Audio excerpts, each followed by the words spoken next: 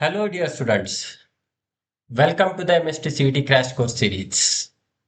और आज इस वीडियो में हम देखेंगे ग्रेविटेशन का लेक्चर नंबर 3। ऑलरेडी हमने दो लेक्चर इसके कवर किए हैं। फर्स्ट लेक्चर में हमने Kepler's laws of planetary motion and universal law of gravitation समझने की कोशिश की, कुछ न्यूमेरिकल्स उसके ऊपर करने की कोशिश की। और दूसरे लेक्चर में हमने देखा कि एक्सेलरेशन ड्यू टू ग्रेविटी होता क्या है और उसका variation with height, depth, latitude and rotation and shape of earth. तो इसकी वजह से उसके ऊपर क्या क्या इफेक्ट होता है वो हमने समझने की कोशिश की। आज के इस लेक्चर में हम देखेंगे potential energy, potential and escape velocity या फिर इस्केप स्पीड। तो सबसे पहले हम यहाँ पे ग्रेविटेशनल पोटेंशियल एनर्जी को समझने की कोशिश करते हैं। तो क्या होता है ग्रेविटेशनल पोटेंशियल एनर्जी? तो ये होता है work done against the conservative force in achieving a certain position और कॉन्फ़िगरेशन ऑफ द सिस्टम। तो यहाँ पे ये चीज बहुत इंपॉर्टेंट है। पोजीशन और कॉन्फ़िगरेशन का मतलब आप लोगों को समझना पड़ेगा। फॉर एग्जाम्पल, मैं यहाँ पे बोल रहा हूँ कि इनिशियली मेरे पास जो मासेस है,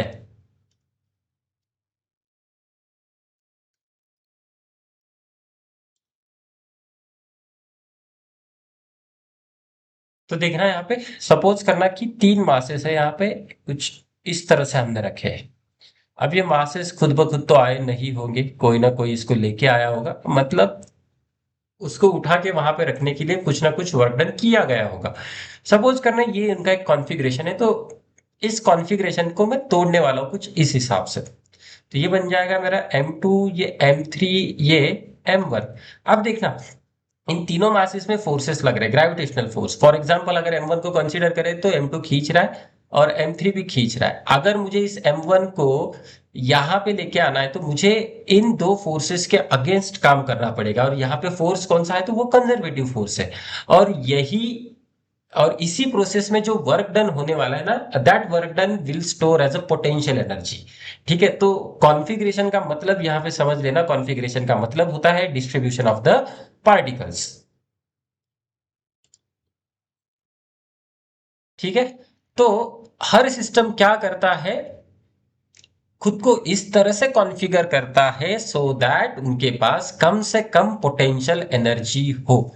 और या फिर every system tries to minimise its potential energy. तो एक चीज याद रखना, कोई भी सिस्टम यहाँ पे रहेगा ना तो खुद के पास कम से कम पोटेंशियल एनर्जी रखने की कोशिश करता है। Okay, so this is the very important statement जो हमें याद रखना है इस चैप्टर के लिए और इस पर्टिकुलर पॉइंट के लिए। ठीक है, तो in general, what is potential energy, gravitational potential energy? It is a work done against a conservative force which is acting on the object। तो हम यहाँ पे देख सकते हैं F dot D X is equal to D you.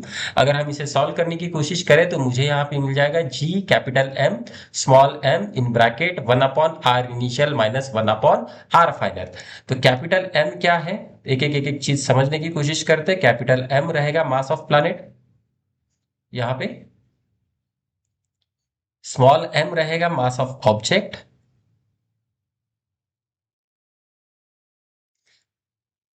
Are initial the initial distance और initial position, and r f is the final distance और final position. ठीक है, तो delta u is equal to, आप लोग देख सकते हो, delta u is equal to G capital M small M divided by 1/r initial minus 1/r final. तो ये जनरलाइज एक्सप्रेशन है, बहुत सारे न्यूमेरिकल्स इसके ऊपर आप लोगों को मिलेंगे। तो अब देखना, इस डेल्टा यू को लिख सकता हूं you final minus you initial which is equal to G capital M small m in bracket 1/r initial minus 1/r final। अब क्या होता है, एब्सोल्यूट पोटेंशियल हमें नहीं मिल सकता, विच इज नॉट पॉसिबल। तो हम थोड़ा सा रिलेटिव फाइंड आउट करने की कोशिश करते हैं और हम अज्यूम करते हैं कि इनिशियली जो ऑब्जेक्ट है वो इंफिनिटी की तरफ है और उसका जो इनिशियल पोटेंशियल एनर्जी है उस केस में हो जाएगा जीरो। तो ये फाइनल डिस्टेंस जो हो जाएगा that will be equal to R, और ये यू फाइनल बन जाएगा मेरा यहाँ पे यू। तो आप लोग देख सकते हो, अगर सारे वैल्यूज डालने की कोशिश करो तो ये मुझे मिल जाएगा G capital M small m 1/इंफिनिटी माइनस 1/r। तो आप लोग देख सकते हो ग्रेविटेशनल पोटेंशियल एनर्जी मुझे मिल जाएगी minus G capital M small M divided by are. तो ये सेकेंड फॉर्मूला है जो हमें याद रखना है आप लोगों को MSCT एग्जाम में इन दोनों फॉर्मूले के ऊपर बहुत सारे क्वेश्चन पूछे जाएंगे। Next, now what is potential? Potential मतलब काम करने की ताकत और एबिलिटी टू डू वर्क, या फिर मैं यहाँ पे बोल सकता हूँ gravitational potential energy per unit mass is called as a potential. Similar to the electric field या फिर electrostatic, V is equal to W by Q होता है। V is equal to W by Q, ये हमने सीखा है। तो similar to that, gravitational potential is equal to work done divided by mass m, और यही वर्क डन अपना क्या बोल के स्टोर होने वाला है, यही वर्क डन अपना पोटेंशियल एनर्जी बोल के स्टोर होगा। तो ये आ जाएगा u डिवाइडेड बाय m। तो मैं यहाँ पे u की वैल्यू रख सकता हूँ -g m1 m2 divided by m1 लेके चलते हैं यहाँ पे, तो ये आ जाएगा m1 m1 कैंसिल, तो ये मुझे मिल जाएगा -g m2 divided by r। Okay, तो ये कुछ इस तरह से फॉर्मूला होगा। सो this is the potential of mass m1, जो कि in terms of mass m2 मिलता है हमें। तो याद रखना, gravitational potential is the gravitational potential energy per unit मास। अब इंपॉर्टेंट चीज है, इसके ऊपर हमें ज्यादा क्वेश्चन है नहीं, सिर्फ ये फॉर्मूला याद रखो। अगर क्वेश्चन आता भी है तो हम इलेक्ट्रोस्टैटिक में जैसे क्वेश्चन को सॉल्व करने की कोशिश करते हैं, उसी तरह से इसको भी सॉल्व करने की कोशिश करेंगे। Now, this is the very important part from the MST-CT point of view. Escape velocity. What is escape velocity? The minimum velocity with which a body should be thrown vertically upward from the surface of Earth so that it escapes from the Earth's gravitational field, and that velocity is called as a escape velocity. तो ये हम अर्थ से भेजने वाले हैं। तो क्या होता है, जब ऑब्जेक्ट मेरा इन्फिनिटी पे जाता है, जैसे जैसे ऑब्जेक्ट सरफेस से ऊपर जा रहा है, वैसे वैसे वेलोसिटी क्या होती है उसकी घटने लगती है। याद रखना, हाइट जैसे जैसे बढ़ता है वेलोसिटी घटने लगता है, और इन्फिनिटी पे वेलोसिटी हो जाएगा zero. v is equal to zero, ये कहाँ पे होता है, तो इन्फिनिटी, तो काइनेटिक एनर्जी हो जाएगा उसका जीरो। सिमिलरली पोटेंशियल एनर्जी निकालने की कोशिश करोगे तो अपने पास फॉर्मूला है g capital M small m divided by r, और हम यहाँ पे बात कर रहे हैं एट इन्फिनिटी, r इन्फिनिटी हो जाएगा तो पोटेंशियल एनर्जी भी जीरो हो जाएगी। मतलब क्या है, इसको समझने के लिए काइनेटिक एनर्जी और potential energy, that is total energy कितनी होती है, जीरो होती है। अगर टोटल एनर्जी जीरो है तो we can obtain the escape velocity. ठीक है, इन्फिनिटी पे इनिशियली वो सरफेस पे था, तब हमने उसको एक वेलोसिटी दी थी, and that is the escape velocity. और उसके पास पोटेंशियल एनर्जी भी था g small m divided by, sorry g capital M small m divided by, वो सरफेस पे था तो r आ जाएगा, that must be equal to zero. अगर हम इसको सॉल्व करने की कोशिश करें तो हमें यहाँ पे एस्केप वेलोसिटी का फॉर्मूला मिलता है, that is under root of 2gm divided by r। अब देखना, इसको मैं कुछ ऐसे भी लिख सकता हूँ डेंसिटी के टर्म्स में। सो density into volume divided by r। Volume अगर मैं परफेक्ट स्फीयर कंसीडर कर लूँ तो वो आ जाएगा 4/3 pi r cube divided by are. तो आप लोग देख सकते हो यहाँ से कैंसिल, ये आर स्क्वायर बन जाएगा। तो हमें यहाँ पे मिल जाएगा कुछ इस तरह से, 2 under root of 2/3 G rho into pi into R. तो आप लोग देख सकते हो, अगर आप लोगों को डेंसिटी दिया जा रहा है तो इसके वेलोसिटी जो है, that escape velocity will be directly proportional to radius and directly proportional to the square root of density। ये इक्वेशन मिल जाएगा। ये कब, जब डेंसिटी हमें दी जाती है तब इसे यूज करना है। डेंसिटी इसके बाद या फिर डेंसिटी के बारे में मेंशन किया गया, तो ये थोड़ा सा याद रखना। सो this is regarding the escape velocity. तो एस्केप वेलोसिटी का क्वेश्चन सॉल्व करने के लिए आप लोगों को टोटल एनर्जी जीरो करानी है। जब सरफेस से हम ऑब्जेक्ट को ऊपर भेज रहे हैं तब उसकी काइनेटिक एनर्जी और सरफेस पे उसकी पोटेंशियल एनर्जी हमें यहाँ पे समझनी पड़ेगी। कुछ क्वेश्चन इसके ऊपर करने की कोशिश करते हैं। The magnitude of gravitational potential energy of a body at a distance r from the centre of earth is E, it's weight at a distance 1.5 r from the centre of earth. तो देखना question को किस तरह से पूछा गया है। Gravitational potential energy of a body at a distance r from the centre of the earth. ठीक है, सेंटर से r डिस्टेंस पे, मतलब ये सरफेस पे लेने की कोशिश कर रहा है। So -g capital M small m divided by r। So this is the gravitational potential energy, और ये दिया है हमें E -g capital M small m divided by r। तो ये कुछ इस तरह से एक्सप्रेशन मिलेगा। Its weight at a distance 1.5 R from the centre of earth. तो हमें यहाँ पे हाइट दी गई है, हाइट ने स्मॉल आर दिया है डायरेक्टली 1.5 आर। तो acceleration due to gravity G at height H divided by G surface R divided by R plus H whole square. अब देखना ये सेंटर से डिस्टेंस दिया है तो हाइट कितना होना चाहिए, तो height should be equal to 0.5 R. तो हम यहाँ पे रख सकते हैं या फिर ये स्मॉल आर भी हो जाएगा अपना।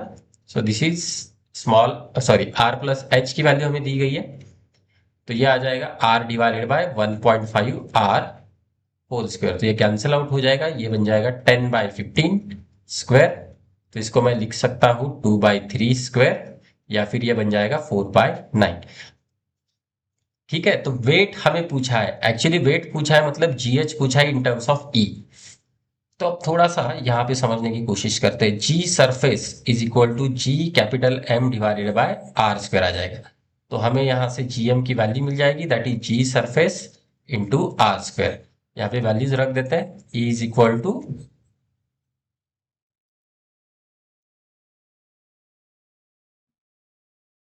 Minus G surface into R square divided by are. तो ये आर आर कैंसिल हो जाएगा, मुझे मिल जाएगा g surface is equal to minus e by are. तो जी सरफेस मैग्नीट्यूड में अगर लोगे तो वो आ जाएगा ई बाय आर, मैग्नीट्यूड लेना पड़ेगा, g surface is e by are. तो मैं यहाँ पे रख सकता हूँ जी एच, जी सरफेस कितना है तो वो है ई बाय आर। ठीक है, तो यहाँ पे जो है ये 9 है, 4/9। तो g at height is equal to 4/9 times into e by are. तो कुछ इस तरह से आप लोगों को वैल्यू मिलेगा जी सरफेस। ठीक है, कुछ यही ऑप्शन आप लोगों को मिलेगा। हमें यहाँ पे बोला गया है वेट, वेट मतलब हमें acceleration due to gravity at height H निकालना है इन टर्म्स ऑफ ई। तो आंसर मिल जाएगा 4/9 E by R is the answer. अच्छा सवाल था। Next, a body is projected vertically from earth's surface with 1/3 of escape velocity. The maximum height reached by the body is। तो हमें यहाँ पे मैक्सिमम हाइट पूछा गया है।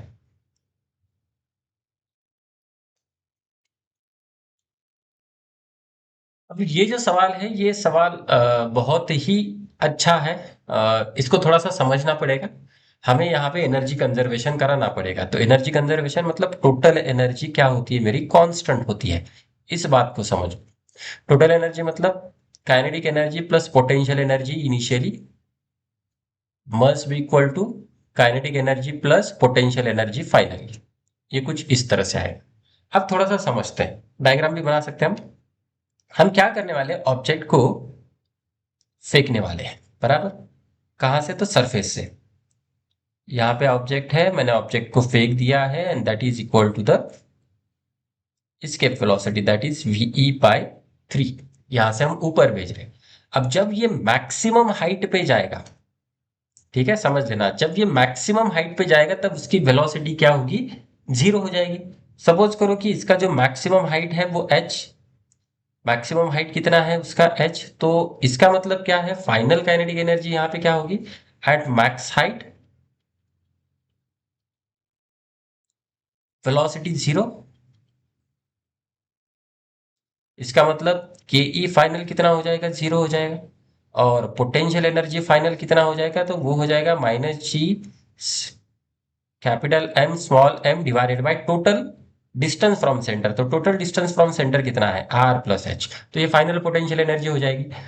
तो देखना, initial kinetic energy half M V by 3 उसका square plus initial potential energy G capital M small M divided by R, ये सरफेस पे था।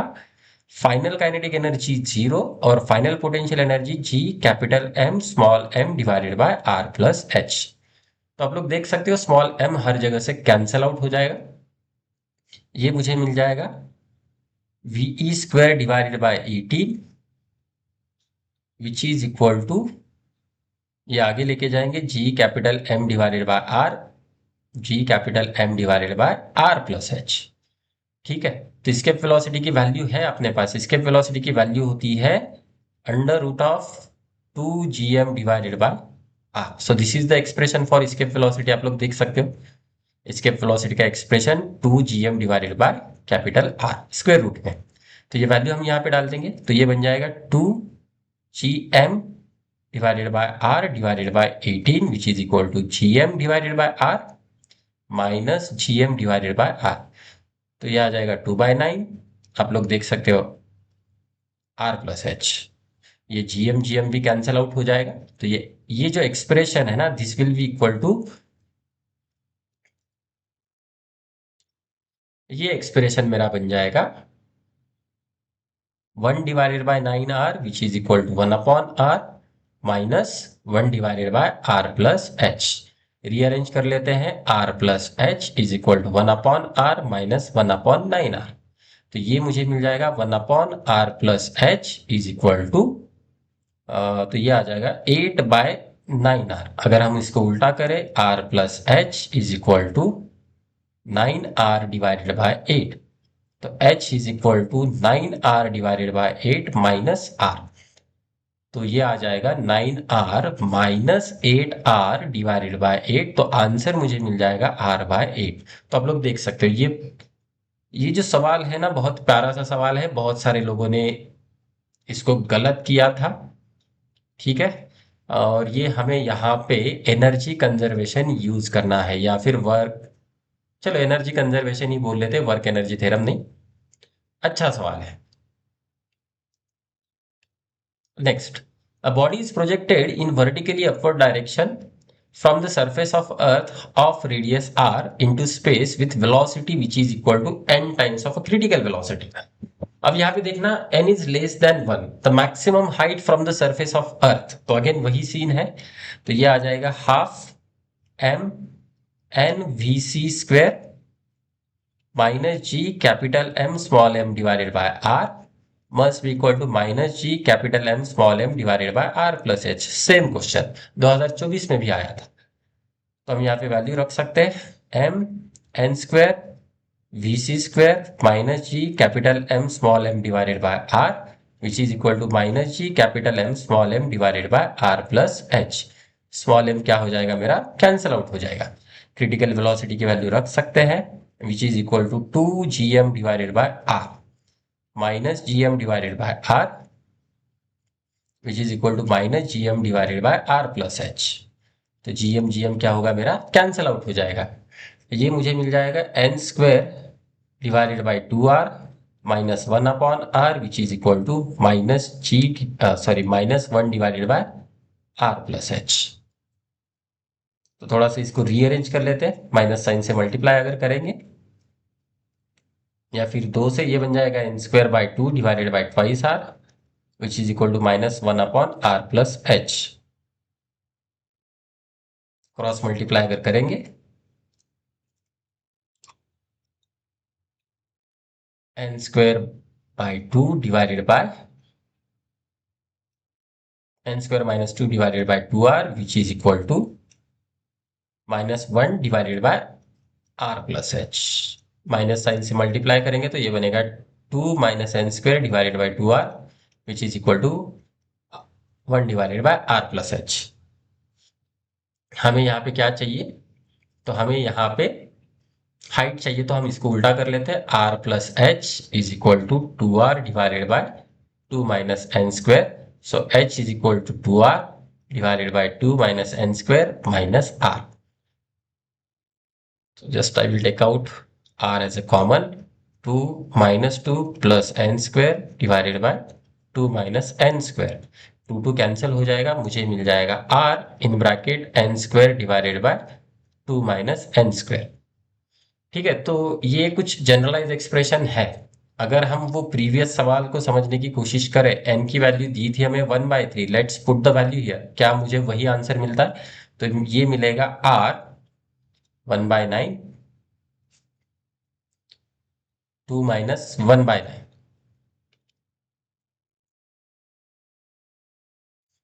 Again, we need to cross check the calculation.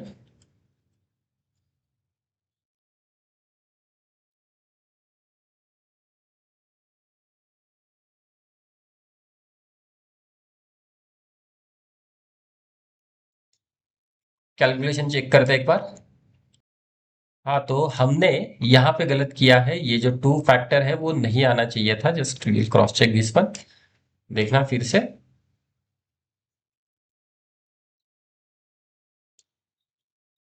तो ये जो है, आप लोग देख सकते हैं, टू ये टू कैंसिल, ये बन जाएगा N square by R minus one upon R which is equal to minus one upon R plus H. तो ये बन जाएगा one minus N square by R which is equal to one upon R plus H. ठीक है, तो अगर हम इसको अगेन रीअरेंज करें तो ये बना R plus H is equal to R divided by one minus N square.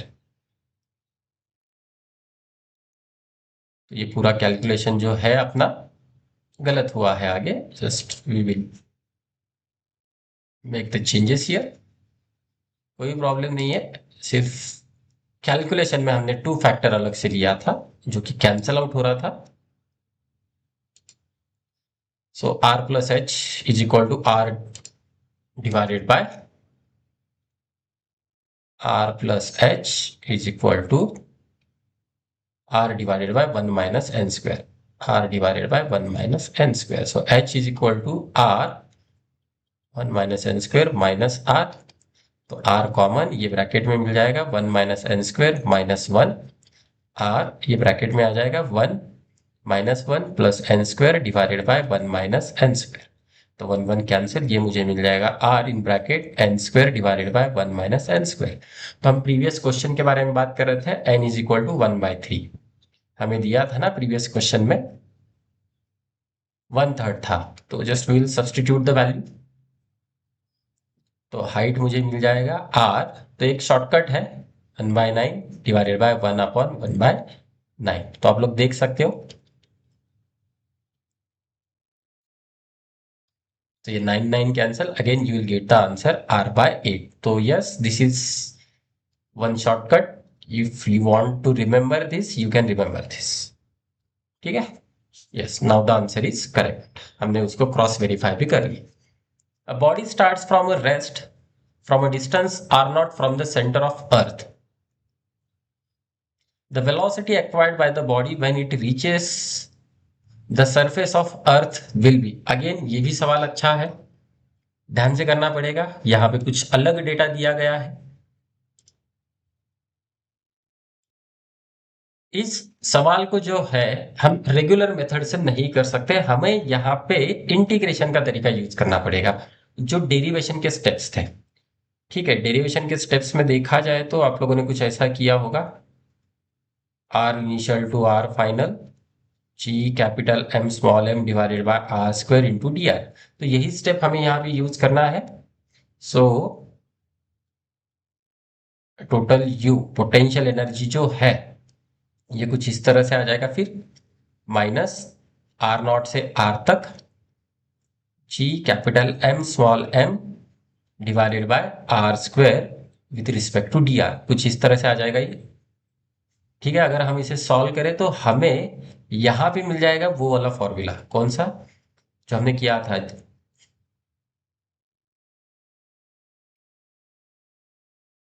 ठीक है, तो ये जो फॉर्मूला है वो रहेगा G capital M small M in bracket one upon R initial minus one upon R final. R initial कितना है अपने पास, तो आर इनिशियल है आर नॉट, याद रखना यहाँ पे आर इनिशियल कितना है, तो वो है R not G capital M small M one upon R not minus one upon R. ठीक है, हमें क्या पूछा गया है, हमें यहाँ पे पूछा गया है उसकी वेलोसिटी। कौन सी वेलोसिटी, जब वो सरफेस पे था, जब वो सरफेस पे आएगा, जब वो सरफेस पे आएगा मतलब उसकी पोटेंशियल एनर्जी कन्वर्ट हो जाएगी काइनेटिक एनर्जी में, याद रखना। तो ये जो पोटेंशियल एनर्जी है वो काइनेटिक एनर्जी में कन्वर्ट हो जाएगी। तो ये आ जाएगा सरफेस पे, मान के चलो कि half M V square is equal to, इतनी वेलोसिटी है v, तो ये आ जाएगा G capital M small M one upon R not minus one upon R. तो एम एम कैंसिल हो जाएगा, ये टू आगे चला जाएगा। So V square is equal to two G M one upon R not minus one upon R. तो v की value मुझे मिल जाएगी under root of to G M in bracket 1/r0 minus 1/r। ठीक है, तो again this is also good question. यहाँ पे भी एनर्जी कंजर्वेशन यूज करना था। जब वो निकला सरफेस पे आया तब हम उसको वेलोसिटी दे रहे हैं। ठीक है, फिर रेस से चालू कर रहा था, तो कुछ इस हिसाब से हम इसको सॉल्व कर सकते हैं। तो आज के लेक्चर का क्या, आज हमने क्या देखा, तो आज हमने देखा पोटेंशियल एनर्जी, इसका फॉर्मूला, पोटेंशियल एनर्जी का formula G capital M small M 1/r initial minus 1/r final, ये ब्रैकेट में। और अगर दूसरा वाला यूज करना है तो ये चेंज इन पोटेंशियल एनर्जी, और ये potential energy G capital M small M divided by R. और था मेरे पास ग्रेविटेशनल पोटेंशियल, तो ये फॉर्मूला है। और उसके बाद हमने सीखा आज इसके velocity, root twice G M divided by R. Okay, तो ये सारी चीजें आज के हमने इस लेक्चर में समझने की कोशिश की। ये बहुत ही इंपॉर्टेंट लेक्चर है फ्रॉम द सीटी पॉइंट ऑफ व्यू, क्योंकि इसी के ऊपर आप लोगों को बहुत अच्छे सवाल आएंगे। क्वेश्चन का जो लेवल रहेगा इसके ऊपर मॉडरेट से डिफिकल्ट लेवल तक होगा। तो ये लेक्चर आप लोग ध्यान से देखना, ध्यान से समझना। जो भी इलस्ट्रेशंस हमने यहाँ पे कवर करने की कोशिश की है, those are the basic illustrations. आप लोगों को ऐसे ही सवालों को सॉल्व करना पड़ेगा इन योर फाइनल एमएसटीसीटी एग्जाम। अगर आप लोगों को ये लेक्चर अच्छा लगा तो यस लाइक कीजिए, कुछ डाउट हो तो कमेंट सेक्शन में डाउट पूछ सकते हो, और लेक्चर अच्छी तरह से समझ में आया तो आप लोग लेक्चर को अपने दोस्तों को भी शेयर कर सकते हो। और सबसे इंपॉर्टेंट चीज, अगर आप लोगों ने चैनल को सब्सक्राइब नहीं किया है तो जाओ, फटाफट जाओ चैनल को सब्सक्राइब करो, और ऐसे ही अच्छे अच्छे वीडियोज पाओ। तो आज के लिए रुकते हैं बेटा, तब तक के लिए थैंक यू, धन्यवाद।